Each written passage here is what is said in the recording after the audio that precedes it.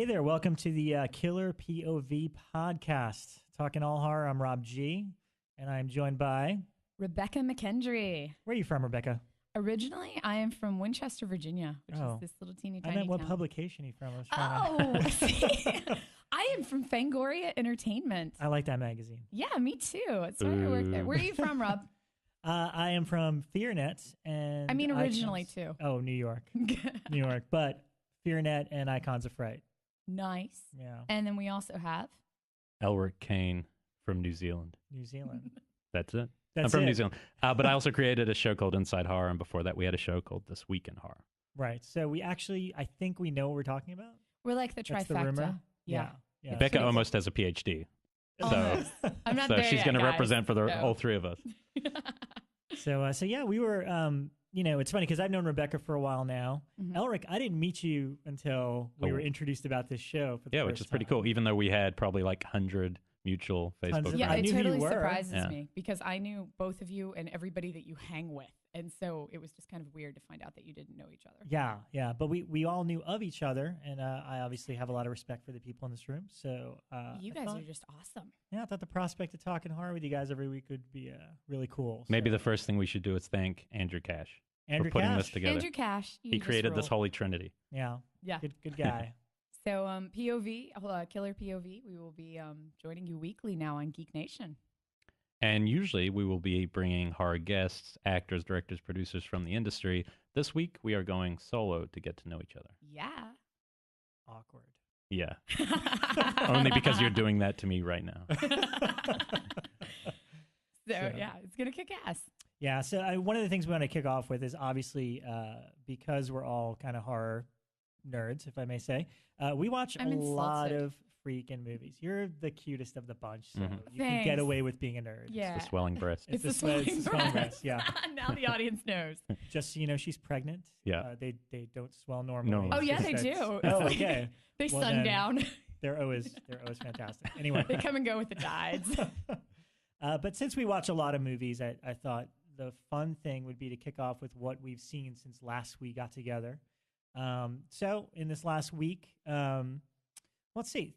Theatrically, I saw Warm Bodies, which was the #1 movie this week. Now, what did you think about it? Because I know a lot of horror fans have been complaining that it was too kind of cutesy for the horror scene. And is it the twilight of zombie films, or is No, that just I okay? don't agree with that Good. nonsense. It was okay. I'm not one of these people that gets very upset over like, oh my God, they can't do that to zombies. That's not the rules or anything like that. The problem that I had with it, and I wouldn't say it's a problem, I felt like they were trying to hit a lot of different types of genres and balance them, and they would never commit to one. Mhm. It was never funny enough to be a comedy. It kind of, a lot of the jokes fell flat.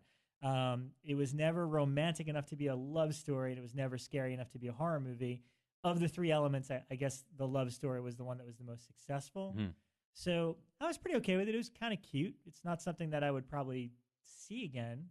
However, I will say that it inspired me to go and buy the book because a bunch of people told me that the book is really, really good. I didn't even know it was based off a book. Yeah, That's awesome. It's originally based on a book, so I went and picked that up. And I started reading a couple pages. It definitely seemed very humorous. Is the book told from like The POV of the zombie, Yeah, yeah. see, that's why books can work with those kind of stories. Yeah. It's so much harder. That's why World War Z probably won't work as a film. I'm not, jumping ahead, but That's last segment. Yeah. I've Okay. got that one last. I have a rant Exactly. about that. So did anyone else see it? I didn't, but it seems like it's been really huge with like the preteen PG-13 market.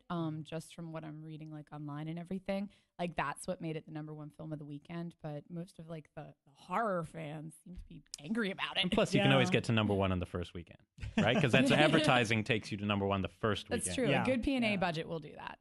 Yeah, I mean, it's not a. I really don't think it's for horror fans per Right. se. But if you like quirky, weird comedies, then it's more up your alley. Let me ask you this, because my problem with a lot of movies now, and how I kind of screen what I see now every week, is if you just asked, has anyone seen that film? And I was thinking in my head, yes, I've seen that film. I've seen the trailer, and I'm really serious about that. The best last good trailer in the history of cinema was Congo. Terrible movie. amazing trailer. Like it was just shots of a monkey running through the jungle, all blurry, and it made me want to see the movie. Go, "Ooh, what the hell is Congo?" And then you watch the movie, go, "Oh, fuck." Wow, But- I have that moment every day where Really? like somebody will send, because I get so many trailers with Fango, people will send me trailers for like zombie movie shot in their backyard, and I'm like, wow, this looks really intelligent and smart, and then I watch it and I'm like, oh dear God, it's more. Well, that's direct, true but- too. Okay, yes, you can hide a lot, but I'm talking about this like this where they give you all the I mean, I felt like watching the Warm Bodies trailer. I was like, oh, it looks nice, but I felt like I kind of had some of the tone and the whole. Yeah. You know. Pretty much got the whole okay. movie there. Okay, thanks. Okay. All right. No, There's nothing more to it The than Wreck what's in the trailer does that, where Oh, really? like you watch the Wreck trailer, not Wreck, I'm sorry. Oh, the- Quarantine. the Quarantine. Oh no. Yeah, Oh, the The final quarantine. shots in the That's Yeah, it's damn like the trailer. opening Look, of the nothing, trailer.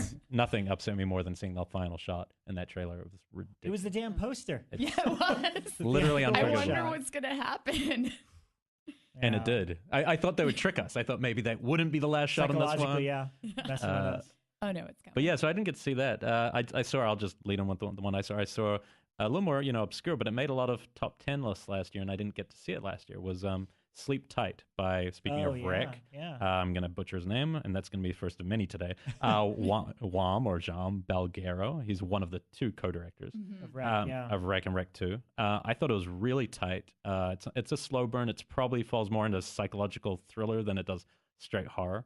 There's a couple gore scenes, but I would call it single white male because it's literally single white female but with a white guy in Spain. Is that one on DVD yet, or did Yes, you get it I off- got it from Netflix on DVD the first day that it came out, like last week, and it's really, I mean, it's really nicely made. The cool thing about it is, unlike the Wreck movies, which I really enjoy, you don't necessarily know what they're like as a filmmaker. This is very Hitchcockian, very classically shot, Oh, and nice. the cool thing about it is that from the first frame, it jumps halfway into the story. Unlike most of these films where you have like 30 minutes of build up, oh, the guy's becoming obsessed. First frame of this film, he's probably been doing this for a long time. All right. And that's really cool. Yeah, That's I all like I'm going to that. say. So that's the setup. So I really liked it. I don't know if it's a straight horror film, but that's part of the fun of the show is discussing what films are even, what does this category mean anymore? Yeah. I think that's an interesting place to start. But Yeah, yeah, it that's the main one I saw. I wanted to talk a little bit about ABCs of Death, but let's talk about them when we're talking about upcoming. Yeah. I saw Come Out and Play, but we can also save that one for up and coming because that one's coming up in just a couple of weeks. Is that the remake of the? It's the Spanish remake of How to Kill a Child. Okay, right. Yeah. Okay, yeah. So yeah. Did you get any good lessons on that for the future? I've been totally taking notes the whole time. So, like I need notes. But Have you been and then- watching a lot of Killer Kid movies? Just in Actually, preparation? yeah, I really have. And it's weird because most people, I think, when they'd get pregnant, they'd be like, okay, I don't want to see any like grueling births. But maybe it's the horror fan in me where I'm suddenly like, let's watch It's Alive. Let's pull out Cronenberg and things like that. The best one that I watched this week, it's actually on my list, was called The Devil Within Her. Oh. And is completely, it's old, but it was Joan Collins as a stripper, and she gets cursed by a midget who impregnates her with the devil. It's awesome. And the midget plays the baby, right? Or Oh, something yeah. like that. Oh, wow. Oh, Yeah. It's Sold. completely Yeah. It's fucking bad shit, I have to say. But I can't say it's good, but it's worth a watch. It's definitely got like some cult camp value to it. Yeah. I'm pretty sure it's on Netflix Instant right now. It is. Yeah. It is. so. We are so working for Netflix. You're going to see us drop this a lot. We're gonna drop it. Yeah. We'll But pick up some Amazon in there too. that and said, they are Vudu getting just good makes it stuff these days, like on their instant. It's, Oh, yeah, it's yeah. always kind of amazing. I don't even have the physical account anymore for Yeah. physical DVDs. I Yeah. don't because everything I pretty much want to see is on streaming. Yeah, it so- started with the stuff. I remember the day that the stuff was on there streaming, I thought, oh, great. And then everything. Mine was Yeah. Video Dad. When Oh, I yeah. suddenly Yeah, Video realized Dad, that yeah. was on there streaming, I was Well, like, oh my God, the world I like is all awesome. the horror stuff on there, but I'm really into Korean cinema right now, and they get all the movies. They're all Really? up there. Yeah.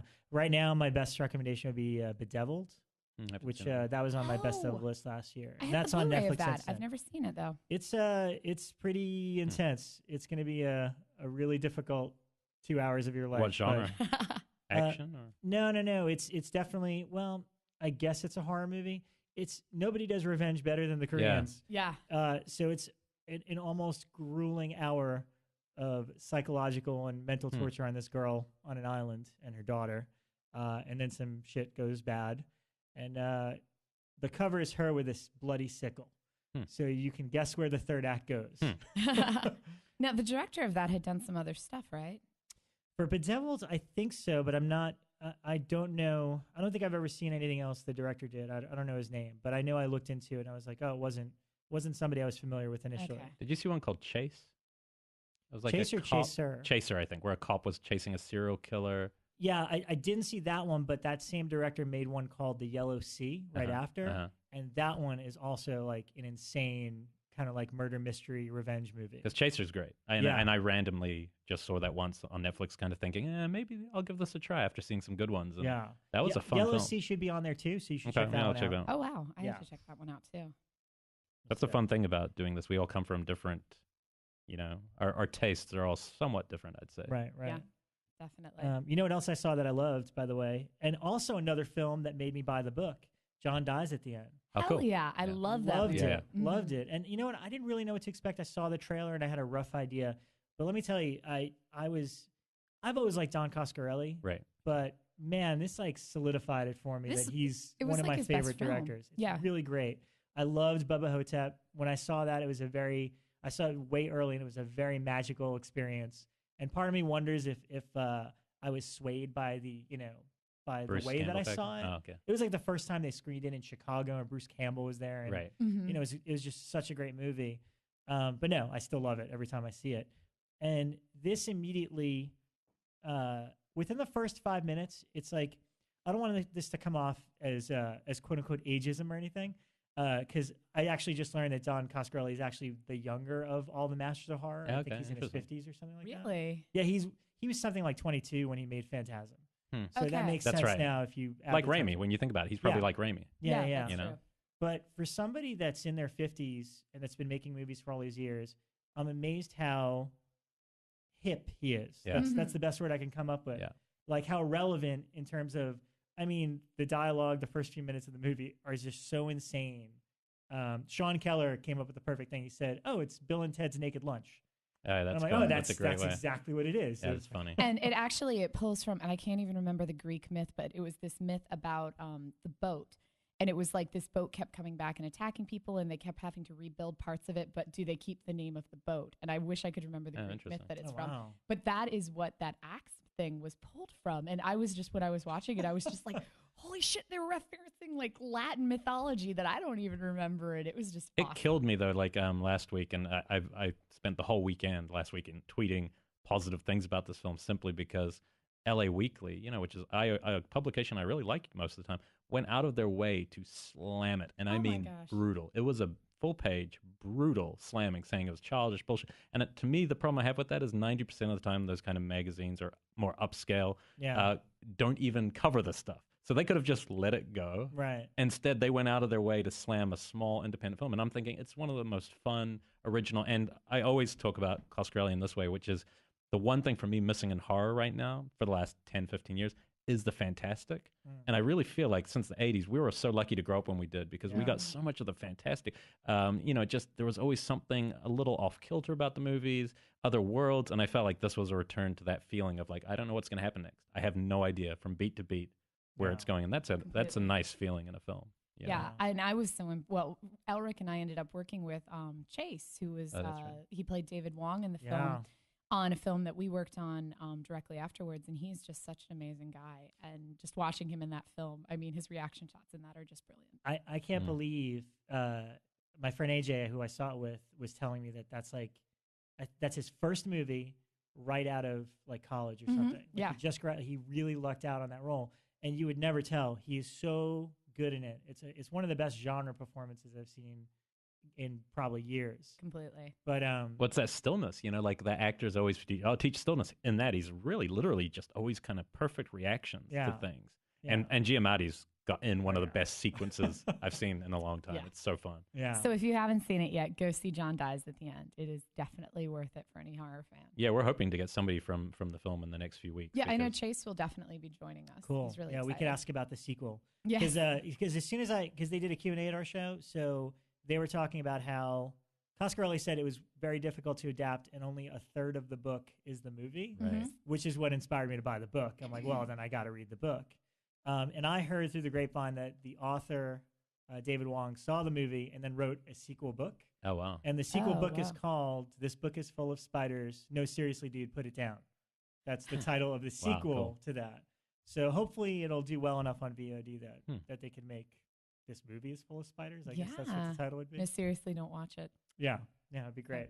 Yeah, the author David Wong actually wrote one of my favorite articles from this year, and it ran on Cracked, and it was you posted it, and I shared it. That's why I was like, somebody posted it. It was awesome. It was Rob, but it was called like 10 lessons that you have to learn in life, or something like that. 10 harsh lessons you need to learn. Yeah, and it was like the greatest thing I'd read this year. So it was just perfect.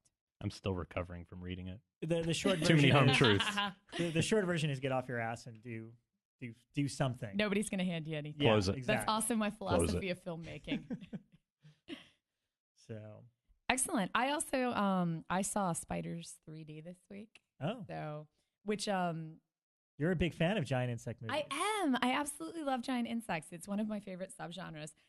This one was not as thrilling as some of them, but I hosted the panel, so I was really excited to meet like Tibor Takis and Krista Campbell and everybody who was involved in it. It was really cool. Were they Patrick CG? Malton. All CG spiders? Yeah, they were. And actually, Boo. yeah, I asked him what it was like working with the CG spiders, and they said, you just look and react and things like that. So, But see, remember arachnophobia?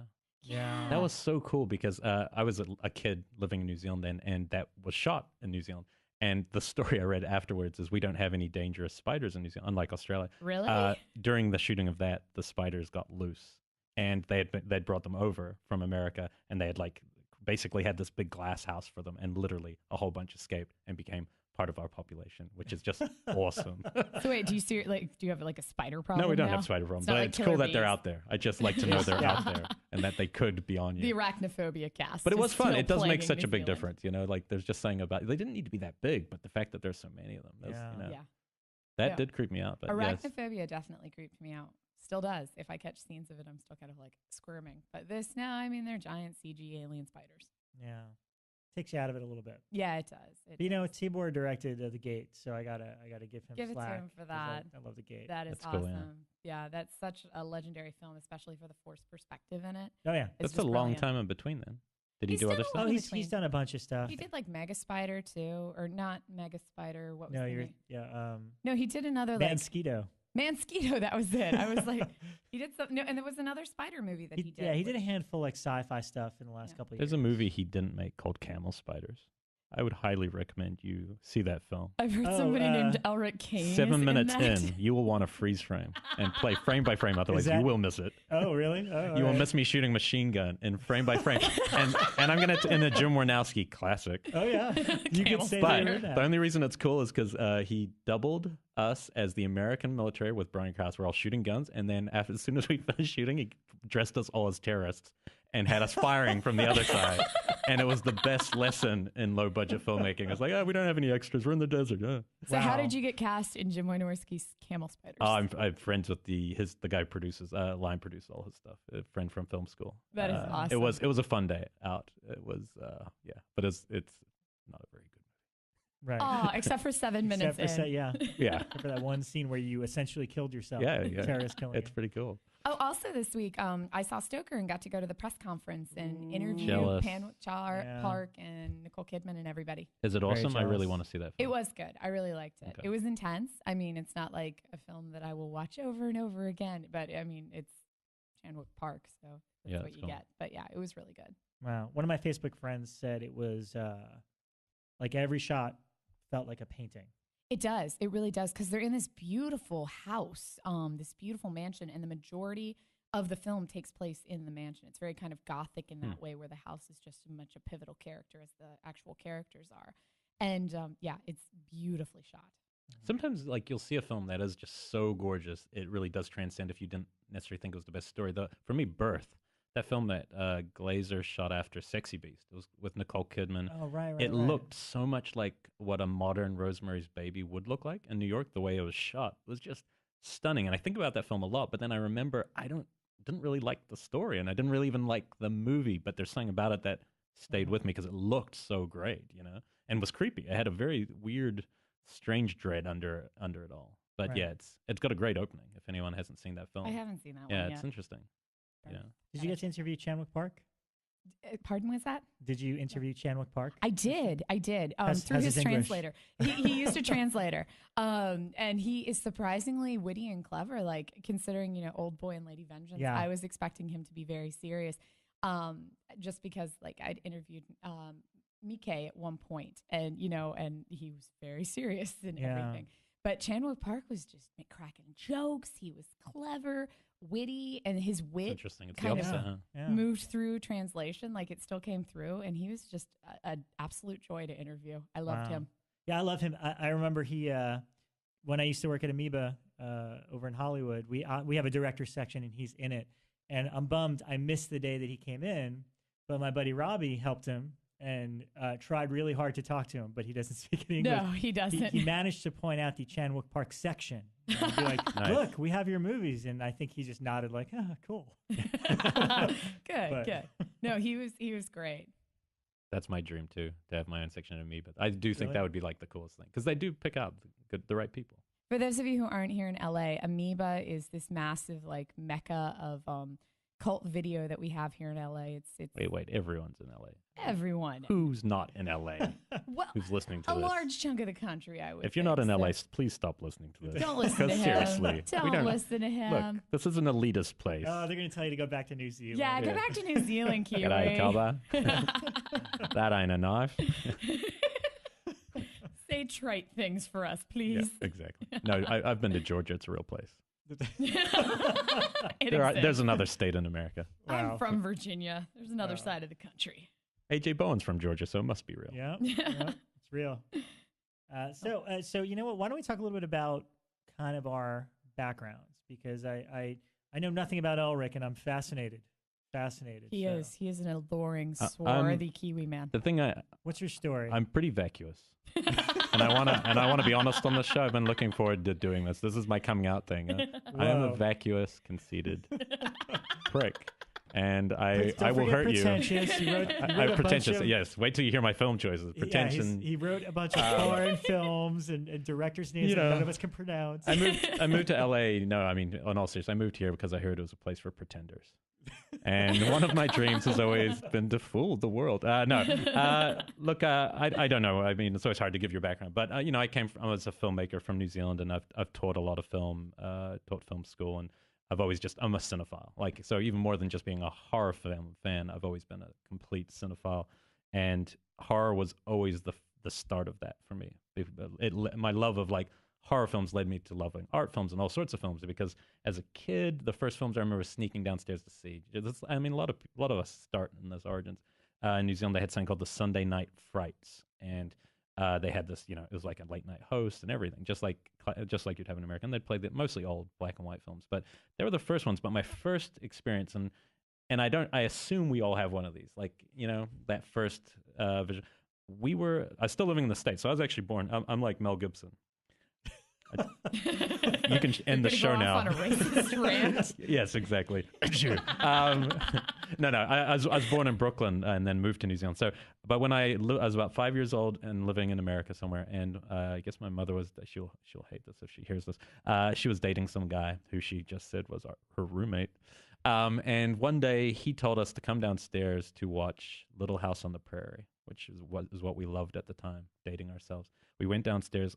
In my mind, he locked the door behind us, but this could be an He locked you in a room and forced you to watch Little House on the Prairie. And he put on Creepshow, and it must have been. I mean, if I was 5, then it must have been super early VHS or whatever it was back then. Yeah. And the only memory I have of it is the crate storyline. I don't even remember. I do now, but at the time, and it induced nightmares literally for like 20 years. Like, and I don't mean like I woke up, but I did have a recurring nightmare that was very similar to the crate for literally years. And that film, it just truly, those moments of the thing coming out, the thing that looks half monkey, half abominable snowman. Looks kind of like a poodle too. A little bit poodle. I'd say 1/8 poodle. If we're going to break it down now, it's 1 1/8 the creature. On the crate. But it did. And I've met a couple other people who it was Creepshow was their movie too, which is always interesting to me. Maybe it's the time period. But that film just really stuck with me. And I loved it. And that's the first film that scares the shit out of you isn't the reason you love horror films, but it is probably the pivotal start to some relationship with them. And then as I got older, I think it was, probably The Shining at about 8, seeing that on TV. And I remember telling all the other kids, "Oh, this amazing movie," and none of them liked it. And I remember being like, they just couldn't even believe that they hadn't thought that was the best thing they'd ever seen.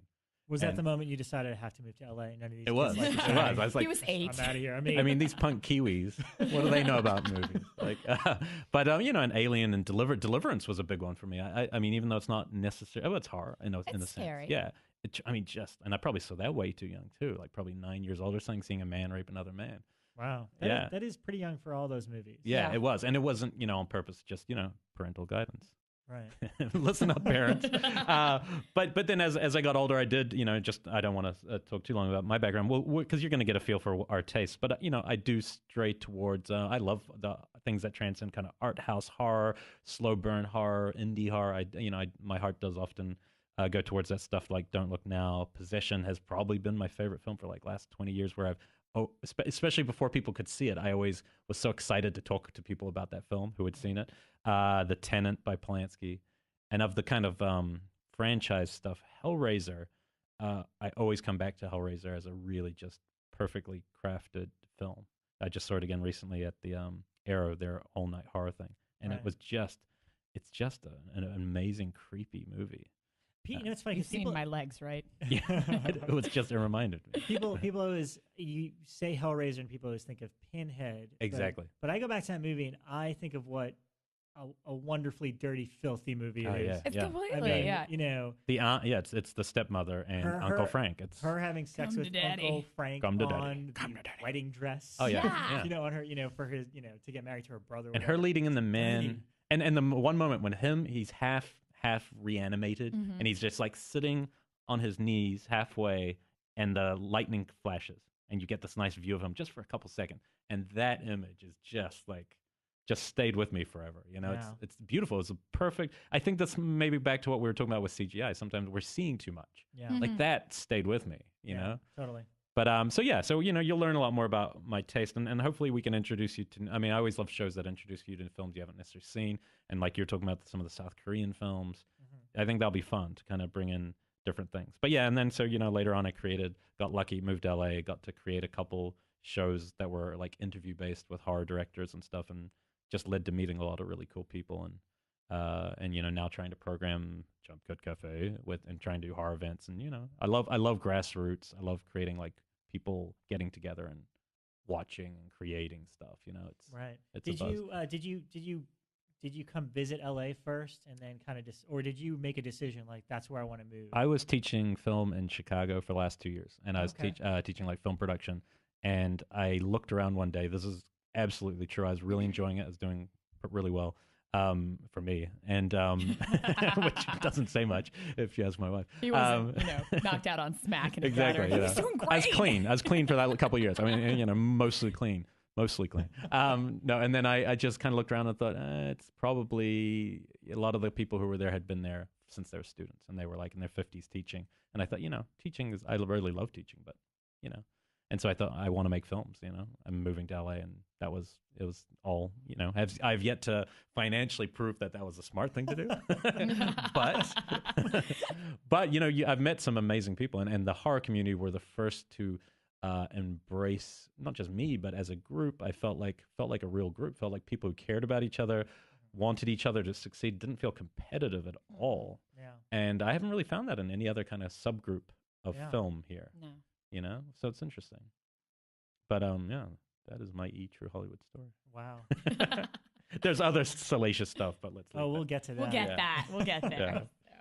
What about you, Rebecca? Do you remember what kind of opened up the world of horror to you? What was your first scary experience? Yeah, when I was really young, but when I was a kid, my parents we got our first VCR when I was really young, and it was kind of my babysitter at times, where my parents would just put me in front of the TV with a stack of tapes.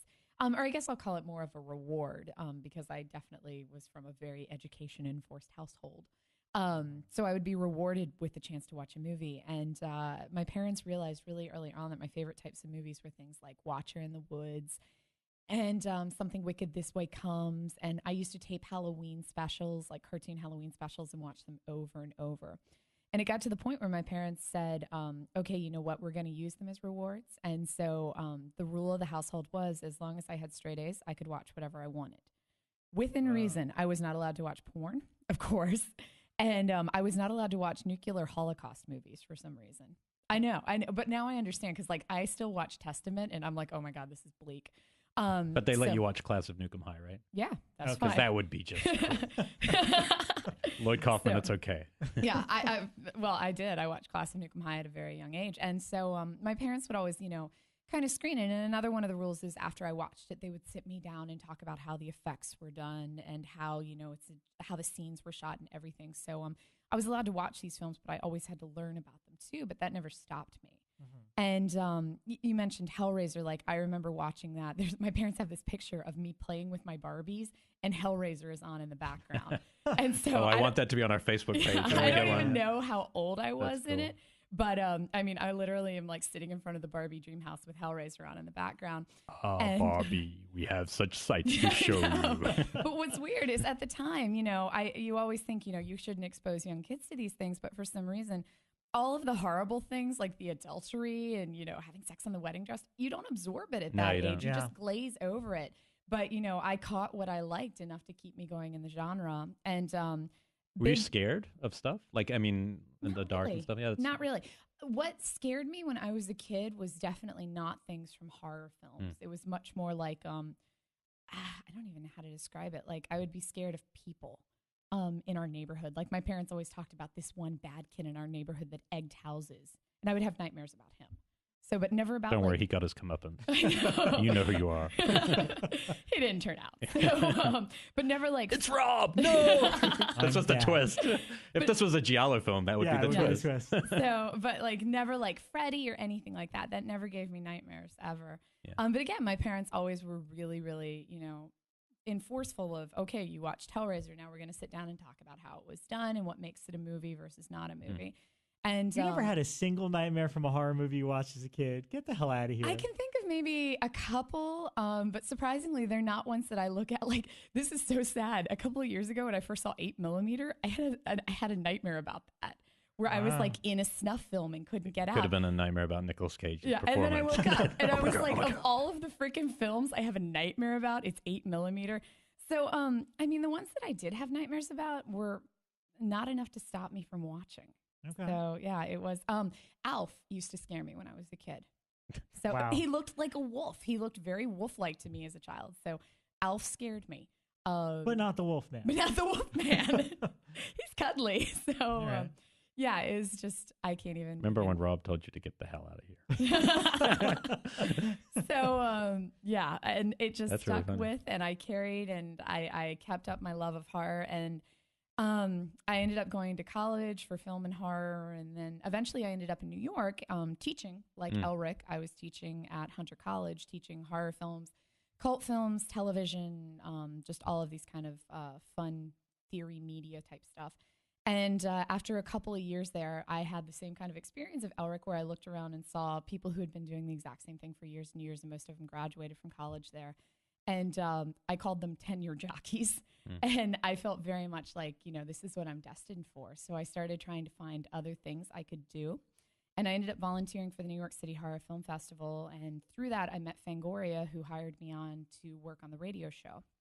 And I've been with Fango since then. And as for my film taste, I tend to go towards the more controversial films, kind of the more salacious it is, the more horrible things it has in it. But then you direct horror comedies. I know.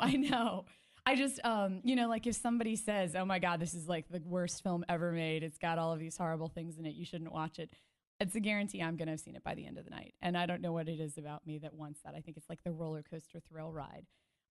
So I'm always drawn to films like that. I also am always interested in the unknown, that horror film that, no one has ever seen and no one can find, but there's one copy and it exists in Belfast. And I have that problem too. Yeah. It's like a guarantee I'm going to have to see it. And I get very, very obsessed with it. So yeah, but any type of hot button issue in a horror film, I'm always intrigued by.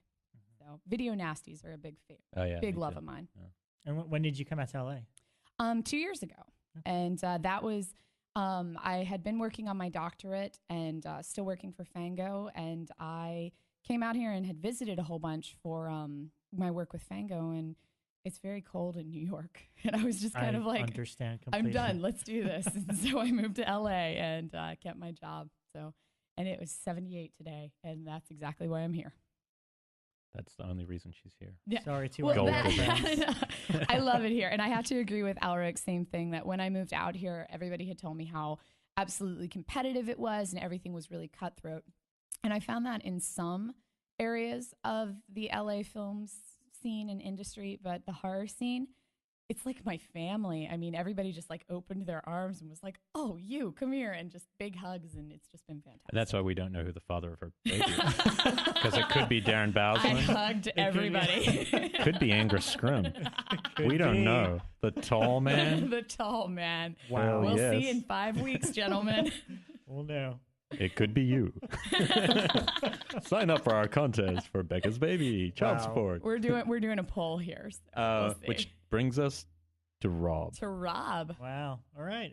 Let's see. So early memories. Well, you know, it's funny because to me, the earliest horror stuff I remember was, and I think this is actually a good gateway to the horror genre for horror kids, was always the Universal Monster movies. Mm-hmm. Yeah. I saw those when I was super young. They were always on TV. And they never scared me. I was just fascinated by the Wolfman and Creature from the Black Lagoon. I try to draw them. Mm. So I think that was like the first earliest memory I have of something that's supposed to be scary, you know? But what happened was, I remember distinctly, I had, most of my family is way older than me. But I have two cousins that are a couple of years older. They were the closest in age range to me. So, of course, my parents would just drop me off at their place, and I'd sleep over there while they went out with their parents. And my cousin Sylvia and Marcello. And they would just torture me relentlessly telling me about Freddy Krueger. And I'm like 10 years old at the time. I don't know what they're talking about.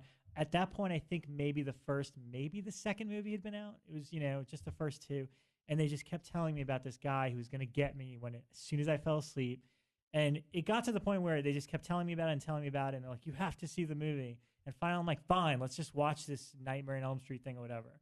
And we did, and it terrified me so badly. Like, I remember distinctly how much of a psychological effect it had on me. I'd never seen anything like it before. Oh my gosh. It's amazing that you're still here with us. I know. It's pretty intense. It was so intense that immediately after, they also showed me Better Off Dead, starting another obsession. But they showed me that to prove to me Tina's still alive. There she is breaking John Cusack's heart. $2. $2. Exactly. So inadvertently, they terrified me, and then they made me laugh and started this weird obsession for me, because from then on, it's like I loved 80s comedies and I loved horror movies, and I'd go watch everything I could. Ironically, since then, and I think this is kind of funny because they're not really big fans of horror genre stuff. They just were kids at the time. So I think it's funny now, like way later in life, they get a kick out of like when I send them a picture of me interviewing Robert Englund. Right. They kickstarted it. And I've become friends with Savage Steve Holland, who made Better Off Dead. Oh. That's Are you awesome. serious? That's Yeah. one of my favorite people. Elric just got giddy. Yeah, that's from- exciting. For my birthday, he gave me a film, an animated cell from the opening. Yeah, those animation sequences he does are great. Wow. It's pretty Dancing rad. burgers. Yeah, well, you know, he's a huge horror fan. We should have him on Okay, here yeah, just that to would talk be about cool. horror. Did Oh, you yeah. do the animation in One Crazy Summer? I assume Yes. so. Yeah, that's Okay. Yeah, why he else does get him all- to direct if he's not going to Yeah. He bring also created the Press Your Luck. Remember that show, Big Bucks No Whammy? I do. I didn't Wait, see he that. created that? Well, he created the little Noid thing that comes out, Ah. takes all your money. That's specific. Yeah, no, I mean, but if you look at it now, But that was the cool part of the show. Yeah, yeah. Yeah, That was if the you- only thing that mattered. If you look at that cartoon now, you could be like, oh, that totally looks like something right out of Better Off Dead or One Crazy. What was the Summer. high school film? Pass Your Exams or something? Well, he did those two, and then How I Got Into College. How I Got into College. I like Which that. is That was a good film hilarious. too. Yeah. That was a Yeah, it's great pretty movie. good. Yeah. So anyway, we got diverted by Savage into 80s which comedy. I'm sure he'll get a kick out of. Yeah. But yeah, so that was my first experience with horror stuff, and you know, I watch. You know what it was? We lived in a great time where literally there was a mom and pop shop right down the block, walking distance from Oh, me. yeah. And my parents were not paying attention to what I was renting. I mean, the funniest thing ever was maybe I was 25 and my mom walked in while I was watching like a Friday the 13th And she's like, "You shouldn't be watching this." I'm like, "It's way too late." Too late. Mom, you missed it when I was 13. Yeah, you're like a decade late here. But yeah, there's the dude that worked at this place. I can't remember the name of it, but just some punk rock dude with a mohawk. And I'd walk in every day. I'm like 12, and I'd walk up nervously, like with "I spit on your grave" and I don't know, "Dead Alive" or something. And he'd just be like, "Have fun, little dude." Yeah, that's cool. All right. Yeah. So I'd go back and I watched everything I could, and it made me appreciate. I think the thing that a lot of people are drawn to with the horror genre is you start to really understand filmmaking, because unlike others, you don't watch a drama and think like, how did they do that? How did Right. they? You know what I mean? Like you really grasp an understanding, especially from effects and camera tricks. So true. Like, how did they make me believe that person just got pulled in half? There's so Right. many devices that go into making a good horror film, both in tone and just in the way it's executed. Yeah, that technique, and that made me aware of filmmaking, which was always an interest. But honestly, I was in a couple of bands for most of my 20s, which now I'm dating myself as well. I'm talking about my 20s in the past tense. But so I did a band thing for a while, and then I went to I took a web design course and all that stuff, and I was having a lot of trouble getting a job. And I was like, well, I'm going to need to practice website stuff if I ever want to get a job. So me and my buddy Mike C., who co-created Icons of Fright with me, we used to go to all the horror conventions and be complete, total nerd idiots that would go up to everybody and be like, "Oh, you're great in that one movie," and get something signed and then have to be like carted away. And I'm like, how can we get more than like 5 seconds with these people? Because I feel like it's kind of unfair that, and we were like, well, if we had like a website, we'd have an excuse to talk to them because then we could just say we need to interview them or something. So we very naively and stupidly created a horror website. And it was just like 2004. So around the time, Fangoria maybe had a message board, but it wasn't like a full-fledged website. I think Bloody Disgusting was just starting up. So we went into it at the perfect time, really naively. And we were like the first people asking people to do interviews because they were pretty accessible, not on Facebook and all that stuff. You had to actually go out and talk to people for it. And yeah, and Icons of Fright just kind of became a little showcase for us. And, eventually it led to other things. I remember Tony Timpone was always very supportive. Mm-hmm. I didn't think there was a chance in hell I'd ever get to write for Fangoria because I think I inquired about it once, or I maybe looked in the back of the magazine, and there's this whole thing about like, send writing sample and your journalist degree. We still have that. Yeah. We require it's like send a copy of your master's certificate. Exactly. English And or I'm journalism. Yeah. I'm way too old. I'm not going back to school Yeah. for that. So fuck that. But you know what, Tony, I've known since I was like 15 years old. Every Fangoria Weekend of Horrors in New York, at the end of the show, I'd always find Tony Timpone and go over and thank him for a great show. Since I was 15 to, my 20s and now 30s. And I think after the first decade, he finally remembered who I was. Nice. But no, he was always very supportive of Icons of Fright. And somewhere along the line, I can't remember what it was. I think it was like 5 years into doing Icons. And we'll get into this when we have AJ on. I saw a really, really, really, really early cut of The Signal. Mm-hmm. And I immediately went to Tony saying like, have you heard of this movie? If not, you have to cover it. Like, you have to cover it for Fango or do a screening or something. And that was the first time Tony said blindly, like, great, talk to the directors and give me 1,200 words or whatever. That's awesome. So it wasn't like I didn't ask for a job or anything. It was just kind of, I did the right thing, and he saw what I did on the website for several years, and I guess kind of respected it and gave me a chance. So Did you think AJ was Ryan Reynolds? no, I did not. I did. No. For Truth Record. Oh, Really? I really did. The first time I saw The Signal, it was it was a while ago, and I remember just going, is that Ryan Reynolds? He's actually pretty good in this one. Ryan Reynolds got talent. Kudos to AJ. You'll have to ask him, because actually Anna Faris thought he was Ryan Reynolds at Sundance when the movie played. Oh wow! And I'm sure Wow. he took advantage of that. No.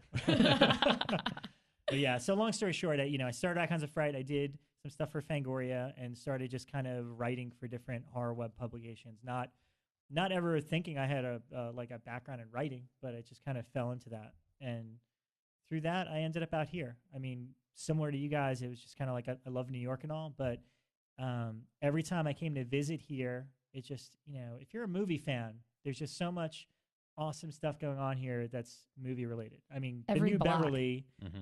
the revival screenings there, just the people, the stuff to do. It's and you kinda see like, people. I mean, I went to this diner all the time called Silver Spoon, and every time I went there, every single time Robert Forster was there, yeah, every time. And then one time I'm sitting there, and Lloyd, the bartender from The Shining, is there. nice. Oh I my didn't gosh. even know he was alive, and I'm not just Yeah. saying that. I literally had no idea if this guy was alive or dead, and there he was standing in front of me, and I was just kind of. And there's something, if you're a real movie nerd, there is something pretty amazing when real life collides with Oh yeah. this fantasy you've had in your head for 30 years. The very Yeah. first time I came to, been to LA a lot for Fangoria, but the very first time I came of my own accord, I was standing in the Pinkberry on Sunset, the one that's like right in the middle of Hollywood.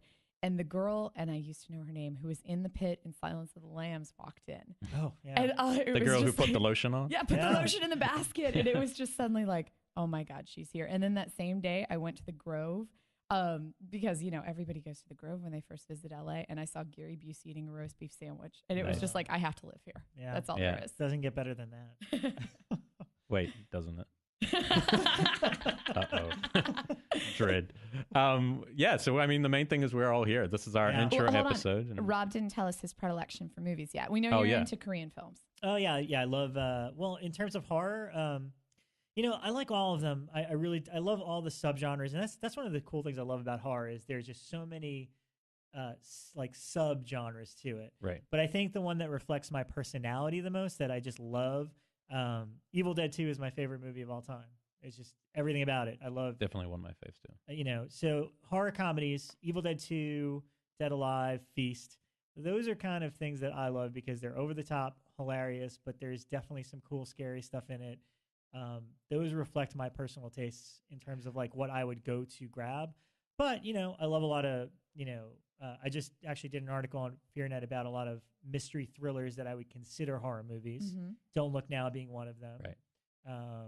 Mute Witness is a Yeah, Mute Witness That's is in the book interesting. I just wrote. Yeah. Oh, cool. Yeah, I mean, I love that. That's one of those ones that's kind of unknown, but it's just awesome. Yeah, underrated. I just revisited it right before I wrote that article on it. It's still great. It's Mhm. still great. And there's that great story about Alec Guinness, his involvement in it.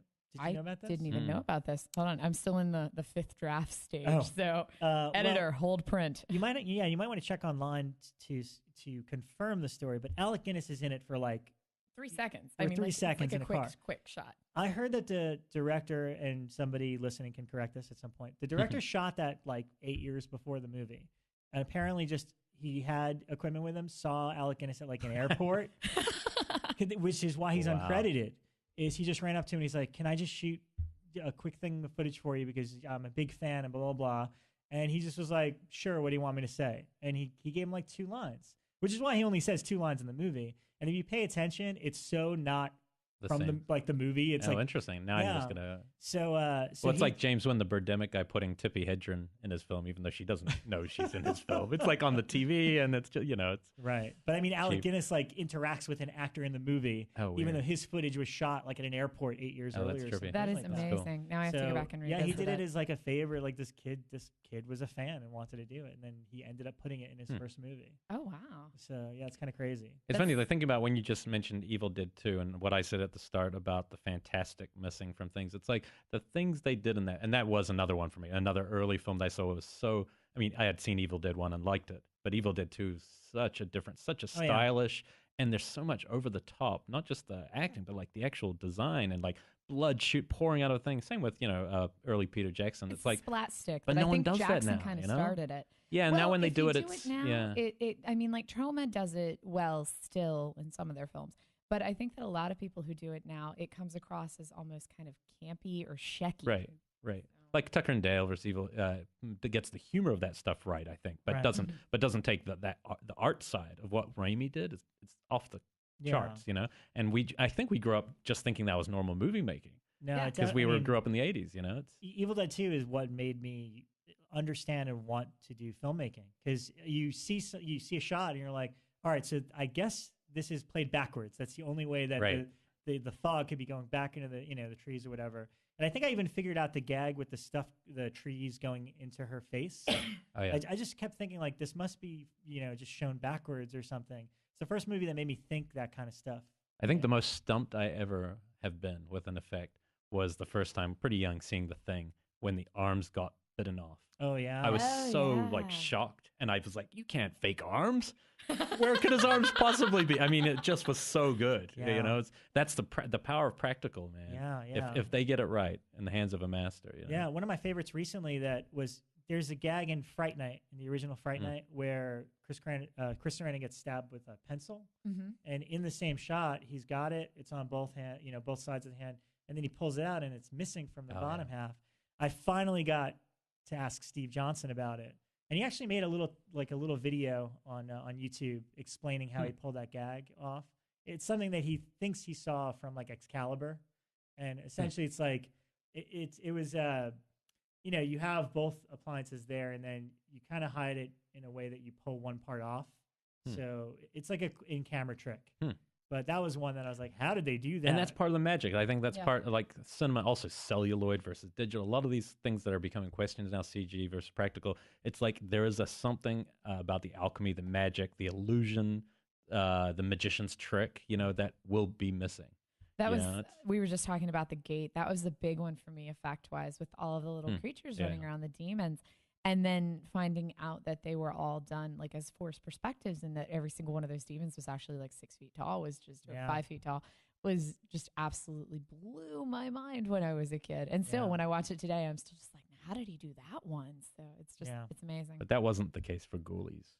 I love Ghoulies. I do love Ghoulies. Well, Ghoulies 2 is better than Ghoulies 1. Yeah, and they never were. Take it back, the Rob. Carnival one. Come on. I think it upset me Ghoulies that go to college. But the Ghoulies go Ghoulies to never college. actually came out of the toilet from memory of the first one, Yeah, and they that was did. no, but not the first one. Yes, they did. I don't think There's they a do. scene Yeah, where the I little think- green I guy think so. pops up because in they the used toilet. it. All the advertising was the Ghoulies coming Because out of the Ghoulies don't actually show up until like the last third of the movie. the first one takes itself pretty seriously. Yeah, because the first don't- one, yeah. I mean, Yeah. it's set. You got the Satanist thing. They Exactly, make her it's heart like- explode, and then it's like the weird little midgets yeah. take over while Exactly, he's there's too much possessing else going everything. on Yeah, in there's that a one. lot. It's a very conflated They need to plot. streamline to just Ghoulies. They don't show up until the end after they're Yeah. summoning Satan. So, or it wasn't Satan; it was like the Antichrist or something. But Right. not until that. To This the Ghoulies. podcast is going to kick ass. I mean, with this many random references, we are just gonna. It's Oh gonna my be. gosh. We're gonna always learn shit on this show. But we don't want to. I mean, I think we definitely want to go into maybe the films we're looking forward to, just to give people a little. Sure. Yeah, hint of we've what's been to come. blathering on for No, but quite that's a good. while. It's- So yeah, it's good. So I made a list. A list. Yeah, I'm such like the studious little idiot. So But we should only talk about the ones we're actually excited about. yeah, because some of the ones I put on here, I'm like, eh. But at the top of the list is the one that I have mixed feelings about, which I know I've heard Elric talk about too, is World War Z, which from what I've heard looks like it's going to be a hot mess, but I could be wrong. So what do you guys think? I think the marketing behind it is just gonna they were gonna call it Walking Dead Light, but it didn't. It didn't fly. It just. Well, it just Walking yeah. Dead with Brad Pitt. It's weird because I just bought the book. I haven't read it yet, Oh. but I hear that they have nothing in common with Right. each other. That's what I hear apparently. too. Which is a shame because I know J. Michael Straczynski wrote the first draft, and he's awesome. So the fact that they're not using a script kind of sucks. But man, you know what? I could sum it up this way. Last week we just posted the like 30-second Super Bowl spot for World War Z, which probably costs a couple $1 million. They went out of their way to make a 30-second TV spot with zero new footage. It's just a 30-second version of the trailer. And it's like, why would you spend that much money on something that's already out there? Like, there's not a single frame of new footage in that Super Bowl spot. So it's like, what the hell is going on with that movie? Not only that, I've heard through the grapevine that they still can't decide what they want the zombies to look like. Can you clearly see a zombie in the trailer? That's all It pretty. comes just out see- in like 3 months, right? Yeah, there's not a close-up of what a zombie looks like. There's just piles of zombie bodies. But you didn't think when you were watching Finding Neverland that he was the perfect choice to direct a giant zombie. You know what I mean? It's Well, Brad Pitt thought that, obviously. and Now- was mistaken. Did they CG the zombies? Because how could they still be debating that? I mean, I'm still thinking practically like, oh, well, you have to determine. I what guess we your don't know zombies because look no like one's seen ahead the of time. footage. No, I think there's like one quick shot In of like a close up of a face, but you really can't tell what they're going. Like you can't tell if it's like a 28 Days Later kind of thing, where they just Right. look like weird and infected, or if they're going to be like rotting zombies. Like they The haven't. I've heard they trailer, haven't decided that. the trailer really reminded me of 28 Weeks Later. Yeah. But no, nowhere near as good. Nowhere near as So, intense. Wait, and are they focused, like you know. raging zombies or like slow? Who knows? It looks like Traditional? they're just massive We groups don't of find- people running I'd, around. I'd say go back to the book, but that doesn't matter at this point. Yeah. You know. It just looks glossy and pretty, and it's the problem with big horror often is, you know, it loses the focus of what we love about it often. Like, I mean, I remember seeing Insidious and being like really just blown away by what they pulled off for that budget. And, Yeah. and it's like, and that looked to me like a $10-15 million movie. Oh yeah. Yeah. And so sometimes when you have 10 to 100 million and it's a horror film, often it just feels polished and not very psychological. I don't know what it is. It's a hard thing to put your finger on, but this looked just, I mean, look, we haven't seen this film, so it could still, Yeah. It could be Good. amazing. I could be Yeah, I talking mean, out my ass. despite you know production problems, which are kind of in this day and age with the internet where we hear all this stuff. For all we know, I mean, it might be a really cool movie. I mean, it Yeah. looks. If I knew nothing about it, I'd be like, all right, that looks pretty crazy and interesting. Well, Yeah. let me ask this, because this is something that I've been arguing as of late. Mhm. Do you guys think that zombies are on their way out? Have we kind of reached the peak of the zombie craze and we're kind of waxing away now? I don't think so. Because there's always been zombie movies. Now it's a little bit more prominent. That's the only difference. But I remember Joe Dante, we interviewed him on a show and we were talking to Landis, who was talking about Joe Dante and that book Monsters that he made. Uh-huh. Monsters in the movie, and his feeling was that the trend on zombies resurface every time there is an economic crisis. Oh. And that The Walking Dead, the concept of like the shambolic, slowly walking is, you know, poverty and Yeah. poor people, and that we actually feel better about ourselves by watching people who are zombies. And I think there might be something to that. And hey, maybe we'll come out of the economic crisis and suddenly we'll be like, all right, that was good for that So we've period. seen Yeah, a with longer zombies, yeah. zombie surge right now because we've had a longer economic crisis. They'll never go, and none of our monsters buy go that. away. They Mhm. just become less popular for a while, and then they Yeah. reemerge, just like vampires. You know, I mean, geez, before Twilight, vampires weren't of any interest for a while. You know, so I mean, I do think it's pretty cyclical.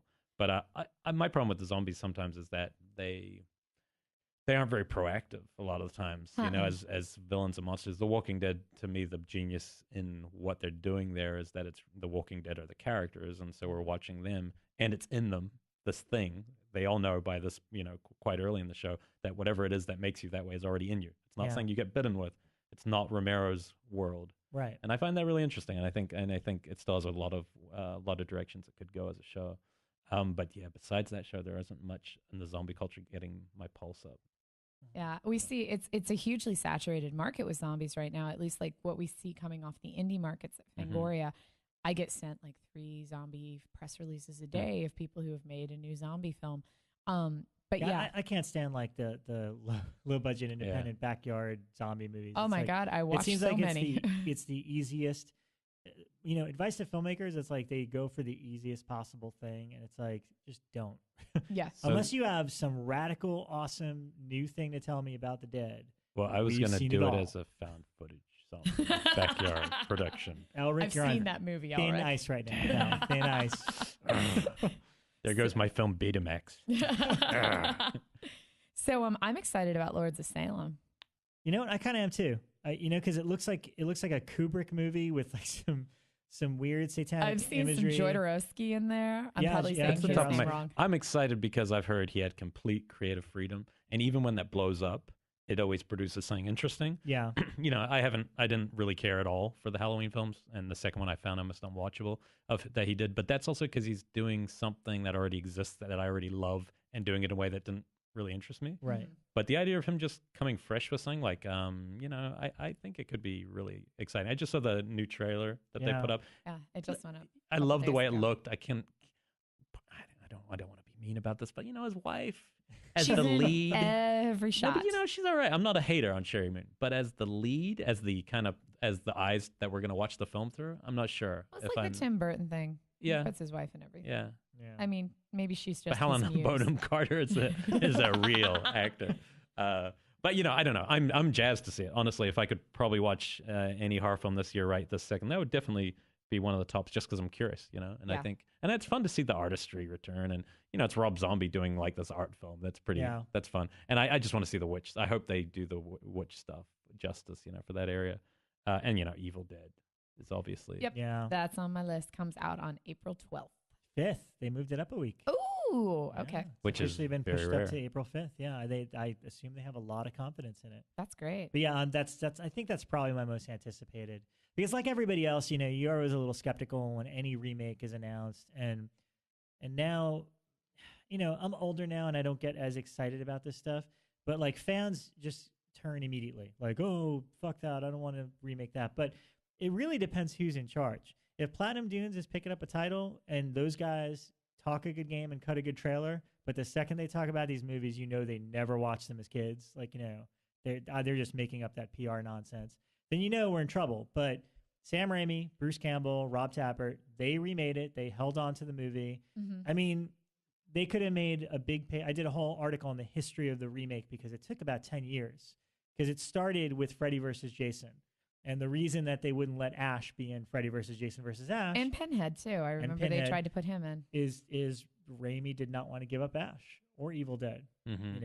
And now you watch that trailer, and that new Red Band trailer kicks ass. It looks awesome. And probably the smartest thing they did was just remove the concept of Ash. Remove the thing that we think of that film as. Yeah. And you get a whole new film. The other thing is you're remaking Evil Dead, not Evil Dead 2. Exactly. And that's smart because Evil Dead isn't perfect. Yeah. Yeah, and I think a lot of it's- people keep making that mistake. They see it, the trailer to the new one, and I saw like some complaint from some fan about the end of the trailer where she's she's singing the song. Uh-huh.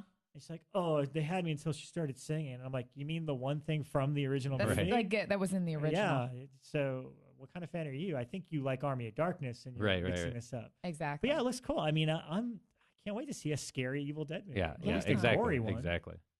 Completely. I'm Yeah, stoked it's about that. weird that so many of the ones I was writing down were remakes, because I'm Yeah. not usually a remake guy. But Yeah, I wrote down Carrie, uh-huh. and that's Carrie, a I'm looking remake. forward to. Yeah. I'm pretty psyched Me, about We that Are one. What We Are is one of the ones I want to see. Jim Yeah. Mickle. Oh, Jim gosh. Mickle, love him. Yeah. The and original I is love the so original. I good. was really surprised. I only saw it recently. I didn't see it when it came out, and I was like, "Whoa, this is pretty." It's pretty grim. Netflix Instant. It's not a Queue. fun Is it? movie. Yeah, I haven't seen that one yet. It's a but- grim movie. Wait, But, I'm not sure if it's on Instant now that I'm thinking about it, because I think I got the DVD, but that just might be because I wanted the Blu-ray version. So who knows? I It's love, on Netflix. That's the important thing. I love Mulberry Street and Steak Yeah. Land, so I'm in for anything that Oh, Mickle does. I've already seen it, but I can't wait for everyone else to see it. The Maniac remake.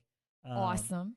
Probably one of the best remakes ever done, and I'm going to be bold and say I like it a little bit more than the original. I would too, actually, because the original for me, I mean, it serves its place. It's like a video nasty. It's got its great 80s, kind of hack and slash moments to it. But the remake has some art behind it, which Hold on, Bill Lustig here. Hold on. No, I have to step in for Bill Elric, we're Lustig probably because gonna I need to get him on the love show in a the second. original Maniac. I love it, and but I'm excited to see the new one Yeah, because the love performance is so good in the first one. It's a beautiful performance. It is. It's yeah. I mean, you know what? It's one of those rare occasions where both movies are really good, and we have both movies, but you can tell that the remake is a remake of the original. It's like. Did you like the director's other film, PS3? No, P2? See, I didn't like P2, No, neither did I. so I wasn't Neither did convinced I. he had the chops after But that one. But Frank Calfon. That's not really a good representation of this one. He like nailed. Okay, I mean, from a technical level, the fact that they pulled off the whole POV angle from the killer is amazing. Even if you don't like the movie, you will. You know what? It gave me that wow factor of something like Evil Dead 2, because 90% of the time you're like, how did they do that shot? How is Elijah looking at us cool. through the mirror? Where's the camera? I don't understand how this, how they pulled this off. So there's Is there a much lot, of an Aja influence? I know he is produced it very gore-wise, creative. yes, Cool. Because there's some pretty gnarly scalpings and nasty shit that goes on screen. Yeah, that's one of the things that I really like is usually if somebody tells me that they want to remake like a video nasty or one of the more visceral films from that era, I'm like, no. As soon as they say we're remaking I Spit on Your Grave or we're remaking Last House on the Left, it makes my skin crawl, because you're not going to be able to capture that same visceralness that was in the original and still market it to, the mall near you. Yeah. But this one they did. They kept it, and if anything, they kind of upped the ante. And a lot of those films the shock films were more about when they came out and how far they pushed cinema. Completely. We've seen all that now, and so it's not. That's right after the breakdown of the rating system, and it was all about who could trump each other's well, you've got Nazis. Yeah, well, we've got Nazis raping aliens. Oh, yeah. And, There's moments Last House on the Left where you question you're watching a movie. You Yeah. know, you know how it is. It's only a movie. It's only a movie. It also, you question, is this even a movie? Is there a story? What am I? Oh, my God. What's up with the comedic cops that make their appearance throughout that? But I always watch those movies and then question what's wrong with me more than anything. Right. Like, why am I watching also, this? Bill Lustig did produce The New Maniac. Yeah, so that's yet cool. again, another case of the original filmmaker being I think fully that's really good. involved. Mhm. That's really interesting. I don't know how we're doing on time, but for me, there was a couple sequels that I wanted to mention. SVHS, I'm really jazzed to see. I liked a lot of VHS. I can't say I liked the entire thing, but it's an anthology, and I loved Bruckner's segment at the start. But SVHS, I heard great word coming out of Sundance, and especially the inclusion of a non-horror director like Gareth Evans, who just made some of the most mind-blowing action scenes in the Raid last year. I've heard his piece is incredible. It was just announced this morning that's in South by at their midnight series. Yeah. So. And the guy Timo, who I can never pronounce his name, Timo Tjahjanto, had the most disturbing piece in all of ABCs of Death. Very crazy masturbation piece, just insane. And apparently his sequence in SVHS is really hot and could literally launch his films. No, I think maybe in his home country, but I think it's going to really, like, this guy's career is about to, like, light on fire from what I hear. And the other one, which was announced last night, I just wanted to say, because I liked the first one, parts of it, but the Theater Bazaar 2, the Grand Guignol, the reason I'm really excited is, unlike most sequels where they're just like, we're going to get another few good directors, these guys have said, this one's going to be entirely French, entirely set French directors, and the people they picked, the director of Martyrs, the director of Inside, which I love Inside, Xavier Gens, and one of my favorite films, this is me getting the arty side, one of my favorite films of the last 10 years is a film called Innocence by the co-writer of Gaspar Noé's films. And she made this film that basically looks like Suspiria, totally surreal. It's set in this weird all-girls school. I don't even know what it means. It's one of those movies afterwards I have no idea, but it's amazing. It's probably the best-looking film in the last 10 years. Rent it. They included her, and she hasn't made a film in like 8 years. And if they put her as one, they know what they're doing. They know that for a short segment, these directors might make something really extreme. That's like the French Three Extremes. Yeah. Where they got like all, But Grand Guignol comes from France, and so I think it's really cool that they're saying the thing that we were trying to do in the first, we're just going to give it to the guys, the origins, the roots, and see what they would do. The people who actually understand. So that actually got me really jazzed. I don't usually get jazzed about something like, another anthology at this stage, but, that's cool. That sounds very cool. I was actually surprised by there was a lot of buzz on that first one that I didn't expect. Because I was working at the video store at the time, and people came in every day asking for it. And I'm like, wow, this is like this cool little cult. Yeah, I wonder how they got that word. They were all talking, you have the Theater Bazaar, and I'm like, really? It was headed by David Gregory, who's the head of Severin, and so I know that he had enough of a fan base that when he put it together, that people, they were paying attention. Yeah. And I know Tom Savini directs one of the segments, and it was the first time Tom Savini had directed anything in a while.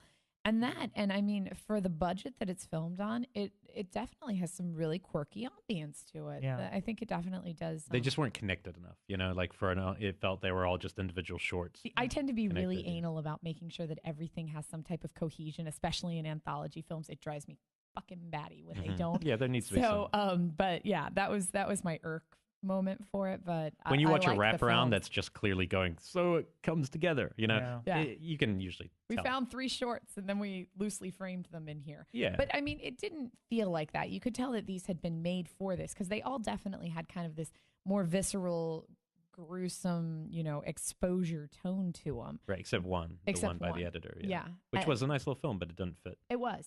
That was actually one of my favorite ones. It just didn't mesh with the other ones. With it. Yeah, it's not Grand Guignol. It's more coming of age. Yeah, exactly. But yeah, so I mean, that's some of the ones that were exciting me. I am also excited about Last Exorcism too. I want to see what they do with it. Wow. So. I know. No comment. No comment. I know. Did you see the first one? I want to see what they do with it. Yeah, you could say I saw the first one. And I've been trying to forget it ever since. I know. I didn't even like the first one, but I want to see what they do with the second one. I will say I do like, because I don't even remember the first one. I just remember, the the exorcism subgenre is the hardest to pull off. I don't think anyone's really successfully pulled it off since The Exorcist. Except The Exorcist 3. Yeah, Exorcist 3. Yeah, The Exorcist 3 kicks is ass. pretty badass. That's a It's good one of my question. favorites. Well, you know, there was one in the 80s, The Unnameable. Sexorcist? Or the, That's the totally it. Unholy. The Unholy? The Unholy about that. the priest, It's a and priest. the hair cutter. I believe it's a I think Lovecraft. I believe that's maybe it's a Lovecraft.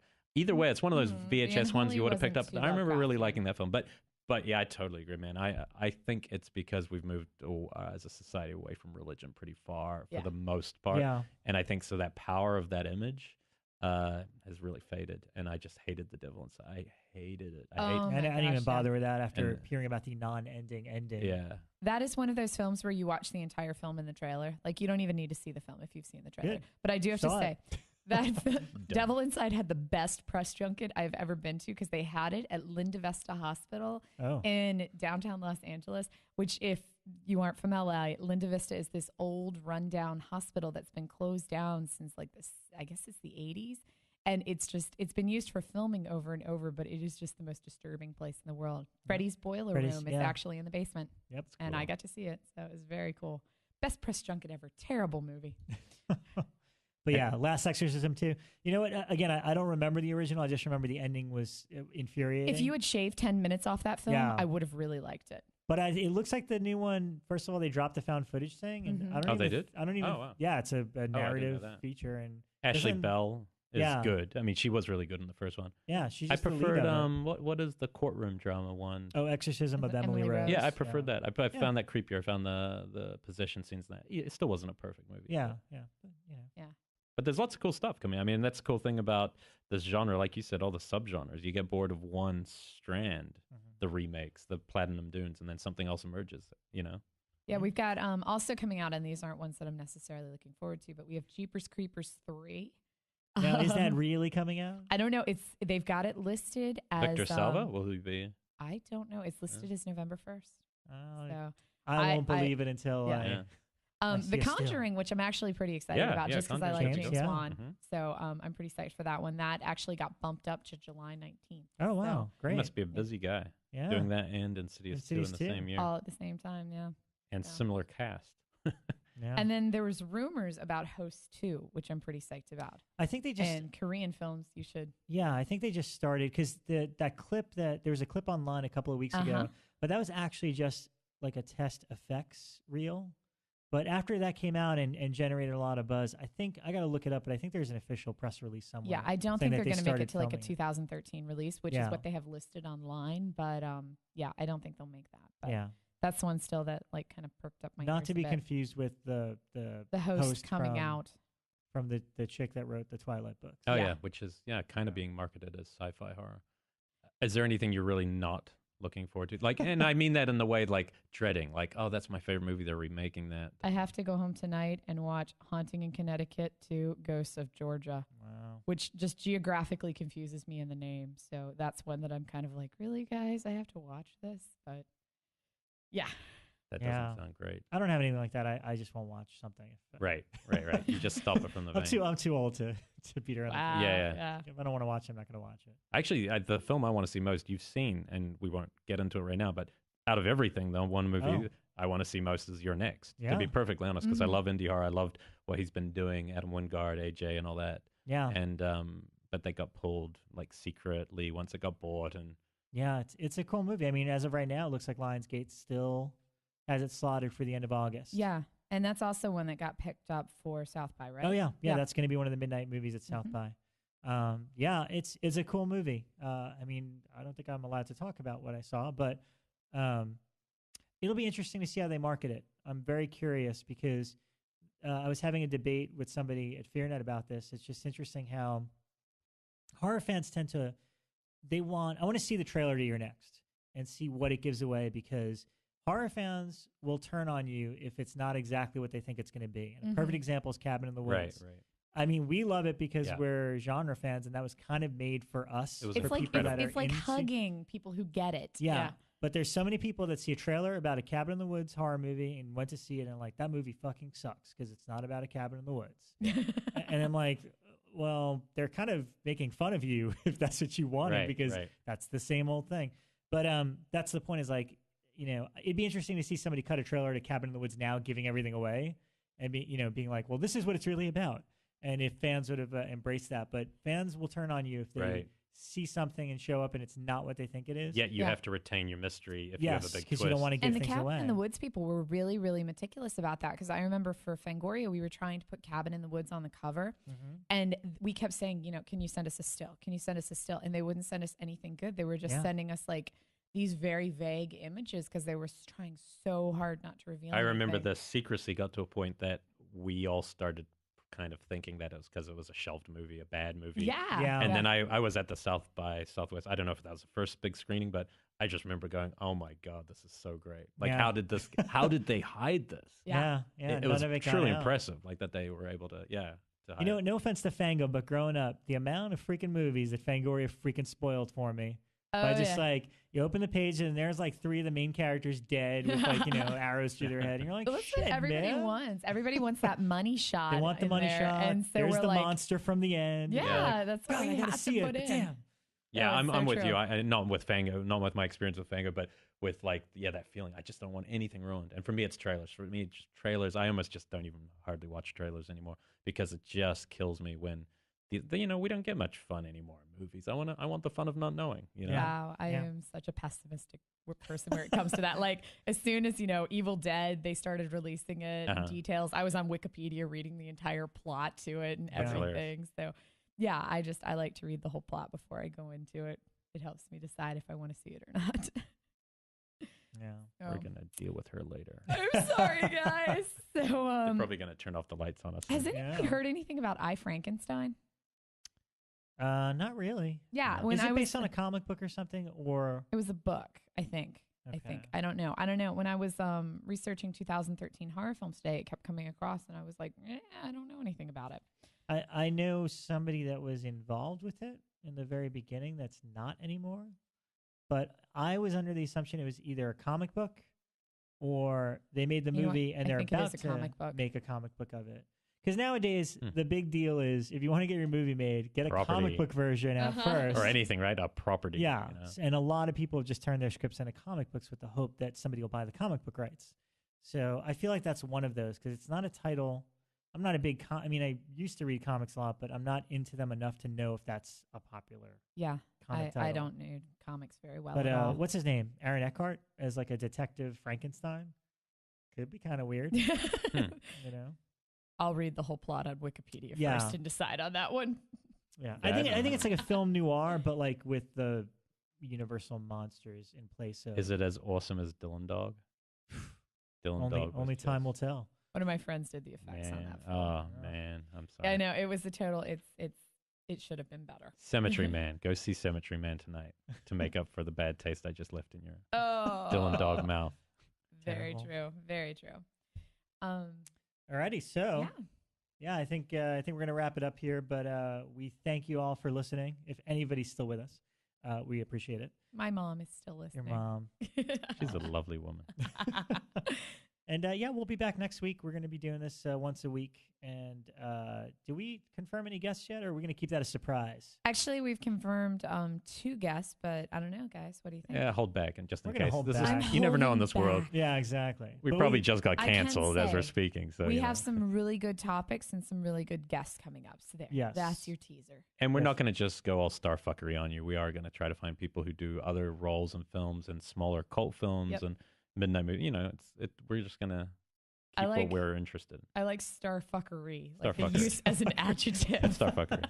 Well, a lot of, as we've been saying the whole time, the horror community is a pretty tight-knit community, and everyone's really cool. So I'm sure 90% of the names we mentioned today will probably drop by at some point. So definitely stick with us. And if you follow any of our work, I'm sure you can guess at some of the people that'll be joining us in the future.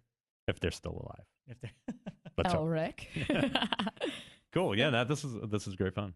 Thanks, Rob. Excellent. Thanks, so guys. I have to go home and watch Haunting in Connecticut too. It's almost past my bedtime, so I'm going to show up in my pajamas next time. Good plan. Oh, and next week we will end every show maybe with our Netflix streaming rec or something. Sure. Yeah, a recommendation. We've probably thrown in a few here, but a betting pool on if Rebekah will give birth during one of our shows. Oh yeah. We should start that too. That should be pretty exciting. Yeah. Yeah. So, and I will say my kid is named after a horror film. So, yeah, she's already initiated into the genre. Nice. Excellent. Well, then, we will see all of you fine people next week. Thanks. Geek Nation, a proud sponsor. Good night. It was the getting to know you episode. I call it Titanic.